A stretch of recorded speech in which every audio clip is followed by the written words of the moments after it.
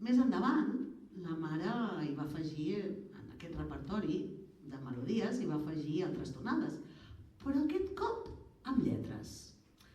Recordo aquell moment com una cosa tan especial, i és que amb aquestes lletres vaig començar a entendre el món dels adults i també el seu vocabulari. Margarideta, lleva't de matí, que ja és tard de matinada.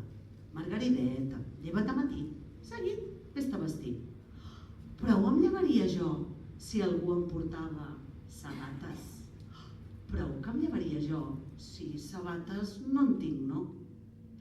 Pere va a la plaça, Pere ja n'hi compra, Pere ja s'emporta, Pere ja és aquí. Margarideta, lleva't de matí. Després de les sabates eren les mitgetes i després les calcetes i les faldilletes.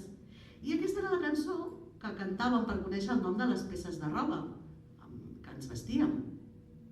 Quan vaig ser més gran, vaig entendre que en realitat la cançó ens explica que la Margarideta no volia sortir al carrer amb en Pere i que tot plegat eren un munt d'excuses per evitar-se el mal tràngol de dir-li directament.